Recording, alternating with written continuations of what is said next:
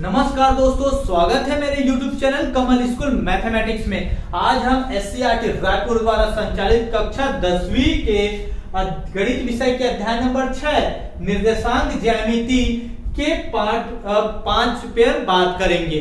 पिछली क्लास में पार्ट 4 में मैंने प्रश्नावली 2 का प्रश्न नंबर 1 से 4 तक को क्वेश्चन को सॉल्व करके बताया था।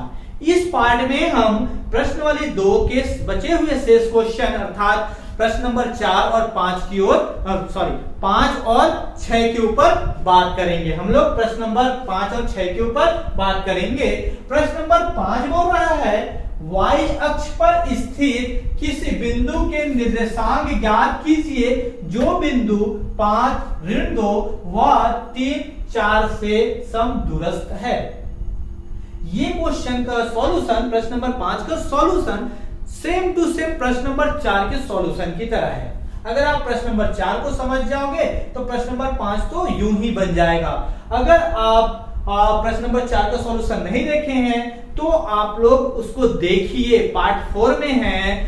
मैं उस वीडियो का लिंक इस वीडियो के डिस्क्रिप्शन में दे दूंगा, तो आप लोग उसको देखिएगा तो ये बहुत आसानी से बन जाएगा। अब आगे बढ़ते हैं हम लोग। हल ये बोल रहा है कि y अक्ष पर स्थित किसी बिंदु के निर्देशांक ज्ञात कीजिए। पहले तो आप लोग ये बताइए कि जब मैं पहला पार्ट में पढ़ाया था तो y अक्ष पर कोई स्थिर होता है तो बिंदु के निर्देशांक क्या होता है? बिंदु के निर्देशांक होता है 0 और y होता है। ठीक है, मतलब x का मान उसमें y अक्ष पर अगर होगा ना, y अक्ष पर बोलेगा तो उसमें x का मान 0 होता है और y का मान हमको नहीं पता है। तो अगर पता रहता तो y का मान रख देते, यहाँ पर नहीं पता है तो y की जगह पे आप लोग y रख देना y का मान में। ठीक है, तो उसको लिखते हैं। सबसे पहले हम जानते हैं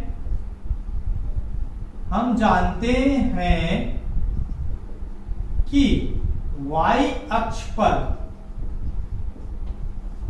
स्थित कोई बिंदु किस रूप में होता है?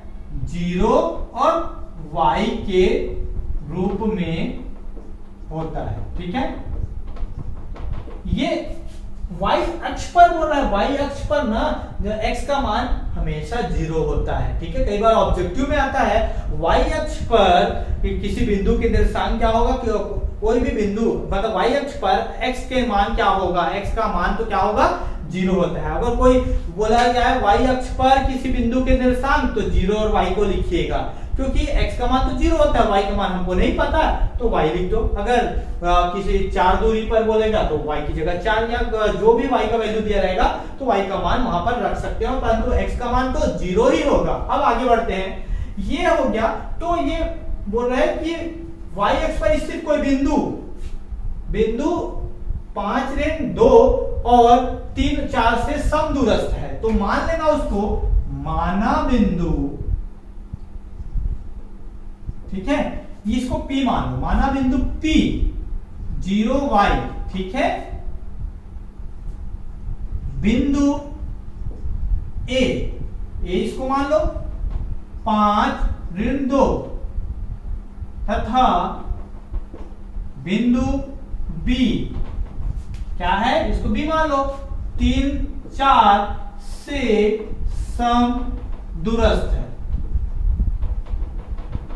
दूरस्थ है, समदूरस्थ मतलब समान दूरी, दोनों का क्या हो गया? डिस्टेंस इक्वल होना चाहिए, मतलब P से A की दूरी और P से B की दूरी दोनों कैसा होना चाहिए? बराबर। ठीक है, पिछले क्वेश्चन में हम लोग सॉल्व किए थे प्रश्न नंबर 4 में, अर्थात ठीक है P से A की दूरी और P से B की दूरी क्या होना चाहिए?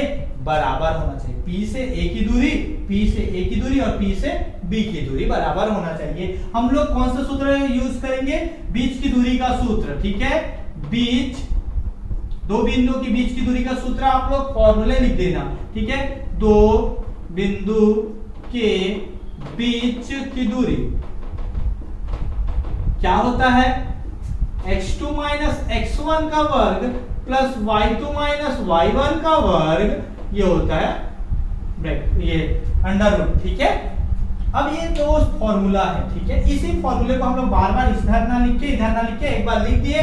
अब डायरेक्ट आप इसमें वैल्यू पुट कर क्या बना सकते हो, ये P और A के बीच की दूरी निकालोगे तो x1 y1 x2 y2, तो क्या होगा x और x घटेगा मतलब 5 में से 0 को घटाओ, 5 में से 0 को घटाओ, x को घटाओ, उसका वर्ग निकालो, धन y को घटाओ मतलब इसमें से इसको घटाओ, ऋण 2 में से किसको, ऋण y को घटा दो, ठीक है।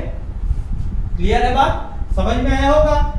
ये ऋण 2 में से ऋण 2y को घटा दिए, ठीक है, मतलब इसमें से इसको, ये अंडर रूट आया, समझ में आया बात, ठीक है।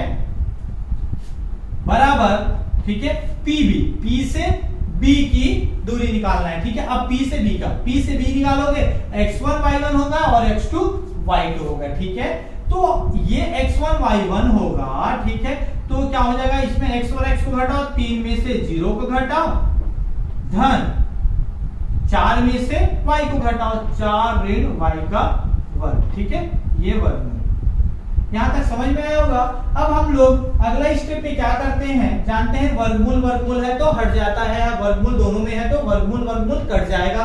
हम लोग पिछले क्लास में और प्रश्न नंबर 4 में हम लोग सीखे हैं कि कैसे, ठीक है।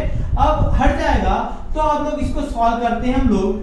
5 ऋण 0 क्या होगा, 5 का वर्ग, ठीक है, धन ऋण 2 ऋण y को वर्ग है, आप इसको a प्लस बी का होल स्क्वायर का फॉर्मूले से भी बना सकते हो। कैसे, आप लोग a प्लस बी का होल स्क्वायर के फॉर्मूले से बना सकते हो, या फिर आप लोग ऋण 2 ऋण 5 को 2 बार गुणा करके बना सकते हो। अगर फॉर्मूले से बनाना चाहते हो तो कैसे बनाओगे, देख सकते हो, ऋण और ऋण दोनों में ऋण कॉमन है तो ऋण को कॉमन निकाल दो, ठीक है, और क्या बच गया, ये प्लस हो गया 2 और ये प्लस हो गया तो ये y हो गया। अब इसका वर्ग निकालना है आपको, समझ में आया कि नहीं आया। बराबर, ये 3 का वर्ग कितना हो गया, 3, ये रूट हट जाएगा ना, 3 का वर्ग निकालेंगे, ठीक है, ये 0, और ये क्या हो जाएगा, a ऋण b का होल स्क्वायर का फॉर्मूला से बना सकते हो, या फिर 4 ऋण y को 2 बार गुणा करके, ठीक है। तो ये हो गया, इसको फॉर्मूला लगा देता हूं डायरेक्ट इसमें। a ऋण b का होल स्क्वायर का फॉर्मूला क्या होगा, a का वर्ग मतलब 4 का वर्ग ऋण 2ab, 2 a का मान कितना है, 4 है, और b का मान कितना है, y है, प्लस b का वर्ग मतलब y का वर्ग, ठीक है। ये फॉर्मूला है, आप लोग को फॉर्मूला पता होगा। अगर फॉर्मूला पता नहीं होगा तो आप लोग ऐसा बना सकते हो, 4 ऋण y को 2 बार गुणा करके 4 ऋण y को गुणा करके आंसर आएगा यही। इसको सॉल्व करने से जो आंसर आएगा, इसको सॉल्व करने से वही आंसर आएगा, मतलब 4 का गुणा इसके साथ ऋण y का गुणा इन दोनों के साथ करके देखना, दोनों में आंसर वही आएगा, ठीक है। अब इसको आगे बढ़ते हैं, ये हो गया 5 का वर्ग मतलब हो गया 25, ठीक है। अब ये क्या हो जाएगा, ऋण का वर्ग किस में आएगा, किसी भी ऋणात्मक संख्या का वर्ग होता है तो क्या आता है, धन में आता है, ठीक है। अब बचा ये 2 धन y का वर्ग, मतलब ये a प्लस b का होल स्क्वायर क्या होता है, a का वर्ग होता है, धन 2ab होता है, धन y का मतलब b का वर्ग होता है, ठीक है। तो ये इसका होगा 2 का वर्ग धन, ठीक है, 2ab, 2 a का मान 2 है और b का मान y है, प्लस b का वर्ग मतलब y का वर्ग, ठीक है। अब ये देखो, ये 3 का वर्ग किया 9 आया, ठीक है, धन 4 का वर्ग करोगे कितना आएगा, 16, ऋण 4 दूनी 8y धन y स्क्वायर, ठीक है। अब देखो, अगर आप इसको आप ऐसा भी हल कर सकते थे ना, आप ऐसा नहीं हल करके आप लोग को ये समझ में नहीं आ रहा होगा कि कैसे हल किया जा रहा है ये, तो आप लोग इसको ऐसा हल कर सकते हो, ऋण 2 ऋण y, ठीक है, ऋण 2 ऋण y, इसको 2 बार गुणा करोगे मतलब ऋण 2 ऋण y का वर्ग है, मतलब ऋण 2 और ऋण y गुणा ऋण 2 ऋण y। तो इसको हल करके आप लोग इसका गुणा इन दोनों के साथ करना, इसका गुणा इन दोनों के साथ करना, आंसर वही आएगा जो ये निकलेगा, ठीक है। अब आगे बढ़ते हैं हम लोग, ये आया 25, ठीक है, प्लस 2 का वर्ग मतलब कितना हो जाएगा, 4, प्लस ये कितना हो गया, 2 दूनी 4y। अब देखो, ये y स्क्वायर दोनों तरफ है बराबर के, और दोनों में धन है, तो आप लोग यही काट सकते हो। अगर यहाँ नहीं काटना चाहते, पक्षांतर करना चाहते हो, तो देखो ये प्लस है, उधर जाएगा तो माइनस होगा तो कट जाएगा। याद रखिएगा, दोनों तरफ साइन समान होना चाहिए, चिन्ह समान होना चाहिए, तभी कटेगा, नहीं तो और बढ़ जाएगा उसका वैल्यू, ठीक है। तो ये आप लोग को याद होना चाहिए, ठीक है, दोनों तरफ प्लस है या दोनों तरफ माइनस है तभी काटो, ठीक है। अब देखो, ये हो गया ये 16 और 9 कितना होता है 25, ठीक है, कितना होता है 25 होता है, ऋण 8y। अब क्या करते हैं, ये हम लोग y को एक तरफ करते हैं और अंक वाले को एक तरफ, ठीक है। तो ये y ये माइनस पे है तो y को इधर ले आते हैं, ठीक है। तो ये हो गया 4y है, ये इधर आएगा तो क्या हो जाएगा धन 8y, ठीक है। ये कितना है 25 पहले से है, ये 25 इधर प्लस है, उधर जाएगा तो क्या हो जाएगा माइनस होगा। या तो आप लोग बिना सोचे समझे यही काट सकते थे, ठीक है, यही काट देते तो भी आंसर आ जाता। नहीं काटना चाहते तो 25 को उधर ले जाओ और 4 को, ये 25 4 29 हो गया, 29 करके ले जाओ या तो दोनों के ले जाओ, ठीक है। तो ऐसा ले जाते हैं 25 इधर प्लस है तो इधर भी माइनस 25 होगा, इधर प्लस 4 है इधर माइनस 4 होगा। आप चाहोगे तो इसको 25 और 4 29 कर दो और 29 को पक्षांतर कर दो, ठीक है, आप ऐसा भी कर सकते हो, ठीक है। अब ये 25 और 25 कैंसिल हो जाएगा, ये 8y और 4y कितना हो जाएगा 12y होगा और कितना हो जाएगा ऋण 4 होगा, ठीक है। तो y का मान निकालना है तो ये 12 इधर गुणा कर उधर जाएगा तो क्या हो जाएगा भाग करेगा ऋण 4/12, ठीक है। 4 एकम 4 4 3 12, y का मान कितना है ऋण 1/3 आया, ठीक है, ऋण 1/3 आया। तो यहां पर क्या बोला है, बिंदु P के निर्देशांक ज्ञात करना है। तो बिंदु P के निर्देशांक क्या होगा, आंसर में लिखिएगा, उत्तर में आंसर में बिंदु P के निर्देशांक या बिंदु P क्या होगा, x का मान तो 0 है, देखो x का मान 0 है, y का मान ऋण 1/3, 0, ऋण 1/3 ये होगा, ठीक है। बहुत आसान है, इसको सॉल्यूशन आप लोग आसानी से इसको सॉल्व कर सकते हैं। ये तो आप लोग को वर्ग निकालना है, कई बार आप लोग सीखे हो, ठीक है। तो ये आसानी से बन जाएगा, नहीं बनेगा तो इसको गुणा कर सकते हो। अगर इस क्वेश्चन के सॉल्यूशन में भी आप लोगों को तकलीफ हो रहा होगा, इसको गुणा करने में अगर नहीं समझ में आ रहा होगा तो आप मेरे को कमेंट करके पूछ सकते हैं, मैं उसका आंसर भी दे दूंगा आप लोग को उसी समय, ठीक है। तो आप लोग इसको आसानी से सॉल्व कर सकते हो। इसको वर्ग तो निकालना है, a धन b का होल स्क्वायर का आप लोग को फॉर्मूला पता है, a धन b का होल स्क्वायर का, a का वर्ग धन 2ab धन b का वर्ग, इसी फॉर्मूले में मैं रख दिया। a का मान को क्या रखा 2 रखा और b का मान को y रखा, तो देख सॉल्व किया तो यही आएगा, ठीक है। या फिर आप गुणा करके सॉल्व कर सकते हो, ठीक है। अब इसमें माइनस वाला रखा मैं, यहाँ पर माइनस आ जाएगा, ठीक है। तो आप इसको आसानी से सॉल्व कर सकते हो। अब हम लोग आगे बढ़ते हैं प्रश्न नंबर 6 की ओर।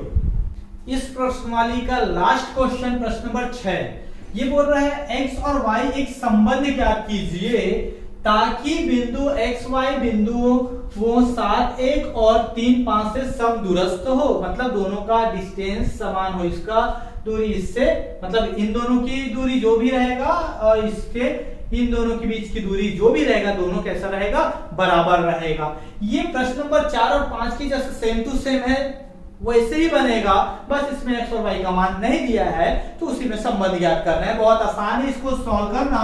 सॉल्व करते हैं इसको हल। सबसे पहले ये देखो x y ये बिंदु है तो इसको मान लेना माना, या तो बिंदु दिया है, ठीक है, बिंदु इसको मान लो P बिंदु, P x y, ठीक है, से बिंदु कितना, इसको A मान लो, A क्या है 7 1 और बिंदु B इसको B मान लो क्या है 3 5 समदूरस्थ है, ठीक है। बिंदु P से ये और बिंदु B से ये से समदूरस्थ, बिंदु P से A और बिंदु P से B समदूरस्थ दूरस्थ है, ठीक है। अर्थात क्या हो जाएगा PA बराबर PB, सेम टू सेम, ठीक है।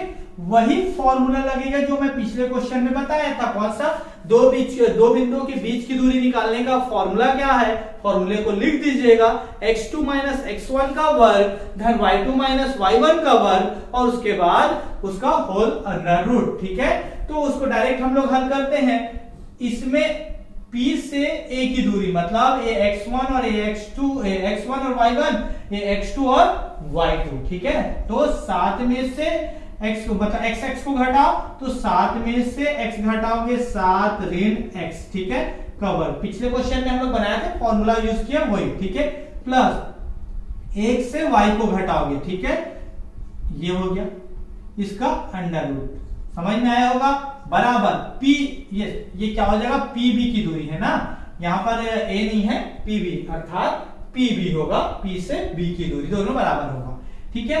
अब p से b के बीच की दूरी या तो आप अलग अलग निकालो या तो एक ही में निकाल दो, ठीक है। तो p से b की दूरी मतलब x को माइनस करो, 3 माइनस x का वर्ग, ठीक है, प्लस क्या हो जाएगा, 5 में से y को घटाओ, 5 ऋण y का वर्ग, ये अंडर रूट। कौन सा फॉर्मूला आप लोगों को समझ में आया होगा, x2 माइनस x1 का वर्ग प्लस y2 माइनस y1 का वर्ग, उसके बाद दोनों को जोड़ के वर्गमूल निकाल दिए, ठीक है। वही फॉर्मूले का उपयोग किया होगा। अगर आप लोग को ऐसा एक लाइन में बनाने में तकलीफ हो रहा होगा तो पहले पी ए निकालो, हम लोग प्रश्न नंबर 1 में पढ़े हैं, फिर पीबी निकालो, उसके बाद दोनों को बराबर कर दो, आप वैसा भी बना सकते हैं, ठीक है। तो अब देखो ये इसको फॉर्मूला लगा देते हैं, ये रूट और रूट तो कैंसिल हो जाएगा, ठीक है, रूट और रूट हट जाएगा, हम लोग पढ़े हैं। ये a ऋण b का होल स्क्वायर का फॉर्मूला, a ऋण b का होल स्क्वायर का फॉर्मूला, ये भी a ऋण b का होल स्क्वायर और ये भी a ऋण b का होल स्क्वायर का फॉर्मूला लगा दो तो जल्दी बन जाएगा। a का वर्ग 7 का वर्ग, ठीक है, ऋण 2ab, a का मतलब 7 है और b का मान क्या है, x है, ठीक है, ये हो गया, धन b का वर्ग मतलब x का वर्ग, ये हो गया इसका फॉर्मूला। अब ये यहां पर प्लस, ठीक है, ये प्लस, ठीक है। अब इसको लगाते हैं, a का मान 1 है, 1 का वर्ग ऋण 2ab, 2, a का मान 1 है और b का मान क्या है, y है, ठीक है, प्लस b का वर्ग मतलब y का वर्ग, ठीक है, बराबर, ठीक है। यहां पर देखो ये भी वही फॉर्मूला, a का मान कितना है, 3, 3 का वर्ग ऋण 2ab, 2, a का मान 3 है और b का मान कितना है, x है, ठीक है, प्लस x का वर्ग, ठीक है, समझ में आया, b का वर्ग। अब ये हो गया धन, ये देखो इसका a ऋण b का वर्ग मतलब ये 5 का वर्ग, ठीक है, ऋण 2ab, 2, a का मान कितना है 5 और b का मान कितना है y, ठीक है, 2ab हुआ, धन b का वर्ग मतलब y का वर्ग, ठीक है। आप लोग कौन सा सूत्र हम लोग लगाए, आप लोग लगा सकते हो, लिख सकते हो, a ऋण b का होल स्क्वायर का फॉर्मूला, a का वर्ग ऋण 2ab धन b का वर्ग, यही फॉर्मूले का उपयोग हम 1, 2, 3, 4 जगह किए हैं। अगर लोग चाहोगे तो अलग अलग गुणा कर सकते हो, उसमें बहुत लंबा बनेगा, इसलिए फॉर्मूले का उपयोग करोगे तो आसानी से बन जाएगा। अब देखो इसको हल करते हैं, 7 सत्ते 49, ये रूट और रूट हट जाएगा ना, ये कैंसिल हो जाएगा, ठीक है, ये याद रखिएगा, 7 सत्ते 49 ऋण 7 दूनी 14x धन x स्क्वायर, ठीक है, धन 1 का वर्ग मतलब 1 ऋण 2 एकम 2, 2y धन y स्क्वायर, ठीक है। इसको थोड़ा और नीचे लिखते हैं,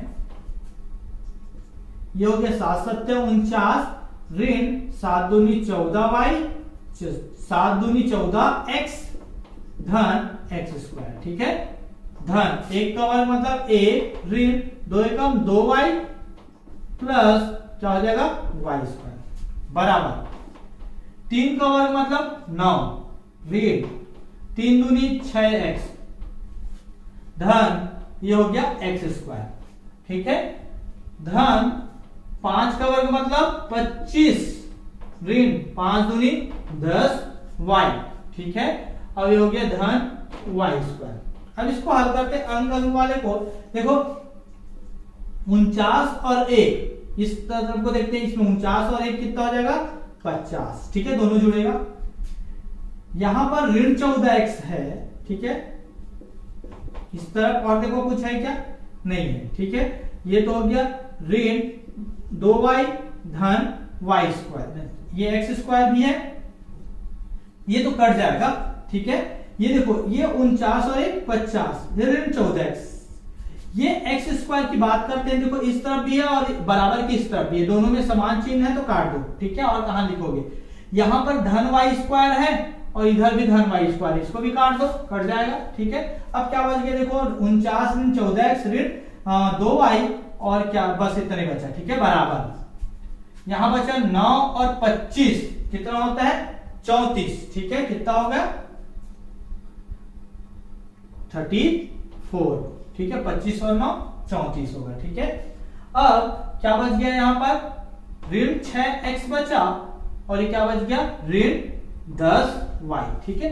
अब क्या करते हैं, सबको एक तरफ ले आते हैं, या तो फिर सबको एक तरफ ही ले आओ, ठीक है। तो ये क्या हो जाएगा, इनको उस तरफ ले जाते हैं, ठीक है। क्या हो जाएगा, ये 0 हो जाएगा, ठीक है। इधर आएगा तो क्या हो जाएगा, ये 34 है ऋण 6x ऋण 10y, ये क्या हो जाएगा, ये इधर 50 धन में है तो ऋण 50 हो जाएगा, ये क्या हो जाएगा ऋण में है, इधर आएगा तो धन 14x, ठीक है, और ये धन 2y, ठीक है। अब ये देखो, ये समीकरण है, समीकरण कैसा रहता है, तराजू की तरह रहता है, तो इसको पलट देने से कोई फर्क नहीं पड़ता, मतलब लेफ्ट हैंड साइड को राइट हैंड साइड लिखने से और राइट हैंड साइड को लेफ्ट हैंड साइड लिखने से फर्क नहीं पड़ता। मैं यहीं पर उसको ऐसा लिख सकता था, परंतु आप लोगों को समझाने के लिए इसको उधर भेजा हूं, ठीक है। अब आप लोग इसको सॉल्व कर सकते हैं, कैसे, देखो सबसे पहले x को देखो, ये 14x है और ये ऋण 6x है, दोनों जुड़ेगा कि घटेगा, घटेगा। 14 में से 6 गया कितना आएगा 8x आएगा, प्लस 8x आएगा, ठीक है। अब क्या करेंगे, देखो ये y को देखो, ये ऋण 10y है और ये धन 2y है, तो ये दोनों क्या हो जाएगा, घटेगा, घटेगा कितना आएगा, ऋण कितना आएगा 8y आएगा, ठीक है।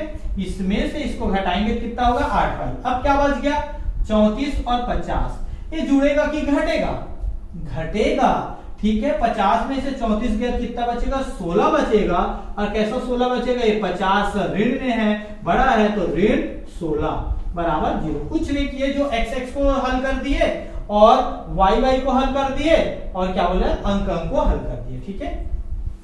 अब देखो इन तीनों में क्या कॉमन, ये भी आंसर है, इन तीनों में भी, और इसको और आगे हल कर सकते हो, ये तीनों में क्या कॉमन है 8 8 और 8 को बाहर निकालो, क्या बचा x ऋण y ऋण 2, ठीक है। 8 को बाहर निकाले, 8 एकम 8 8 एकम 8 8 दूनी 16, ठीक है, बराबर 0। ये 0, इसको हम लोग लेफ्ट हैंड साइड को राइट हैंड साइड में लिख दिया और राइट हैंड साइड को लेफ्ट हैंड साइड में लिख दिया और कुछ नहीं किया, ठीक है।